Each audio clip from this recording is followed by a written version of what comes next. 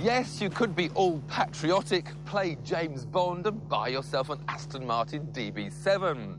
But in the back of your mind, you'd know that when fiction turned to reality, you'd be blown away by the opposition. Why? Because there are only really two choices, and they're both German.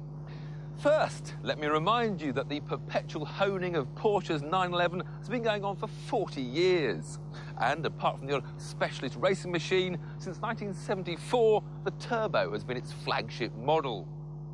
It started out with what is now a rather puny 260 bhp, but that has grown to a mightily impressive 420, while the price has risen to 87.5 grand. But for years it's had no real challengers for the cross-country marathon, until another Stuttgart resident stepped into the ring. And Mercedes offer their sl55 with 476 bhp for just 2 grand more than the basic Turbo. But is horsepower alone enough to steal the 911's crown? Let's face it, in recent years, Mercedes haven't really known what the meaning of fun is, fitting an ever-growing army of computers to take more and more control away from the driver. But now they've given their in-house tuning specialists, AMG, the task of producing something that's hopefully more than just a marketing ploy. They've slipped their fabled 5.5-litre V8 into the SL and supercharged it to produce that 476 bhp. In a mass-produced road car, it's almost bordering on madness. And in order to be able to cope with it, they produce brakes that dry themselves in the wet and a suspension system that's got an IQ and a personality.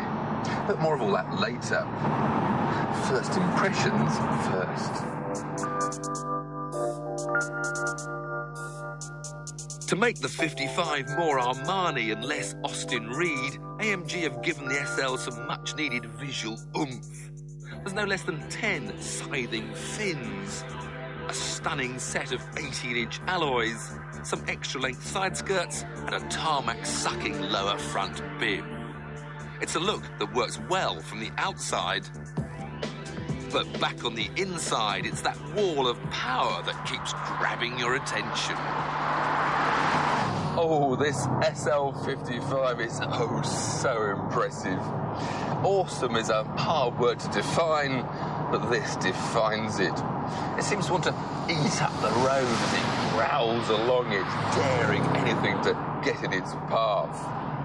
Now, although I've mentioned the huge horsepower of the sl55, I haven't yet mentioned the fact that it weighs 2 tons, and yet it can still get to 62 in just 4.7 seconds, with that big V8 almost shaking the ground beneath you. However, you do feel the weight of the car when you're driving it. The front wants to run wide when you push into corners, and potholes need to be avoided because they send shuddering shockwaves through the chassis. And then there's the constant little minor interruptions caused by those ever overprotective computers which want to take away some of my power or put a brake on. Of course, you can switch most of that assistance off, but then without a limited slip differential, you end up spinning all the power away to the inside rear wheel and create antics that really shouldn't be seen on public roads. Which is why our attention must turn back to the Porsche.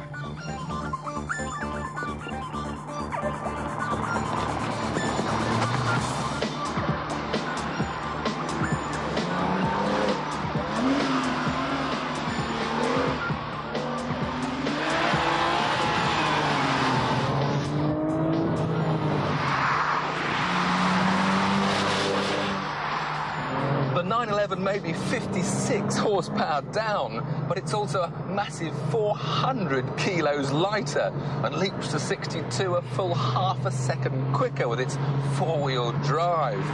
Yes, there's traction control here as well, but with a centre differential varying the power delivered to the front wheels from as little as 5% to as much as 50, you get a whole lot more action onto the tarmac before those computers spoil the fun. And even when they do with far less obvious interruption. And you can delight in the use of this manual 6-speed gearbox. Yes, top gear is a bit long, but once you change to the 5th gear, things really start to come alive. This is a car with soul. It's a car you drive, whereas the sl55 tends to drive you a bit too much. Whilst the Mercedes was awesome, this is simply superb. And if you really want to, you can now order your turbo with a 7.5 grand performance pack to give yourself another 30 horsepower. So is there anything the sl55 can do better?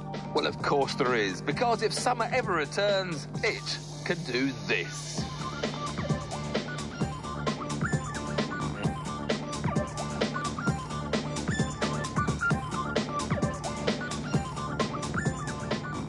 Transport me to Saint-Tropez for the next series and I might just change my mind. But for me, the 911 is a far better buy.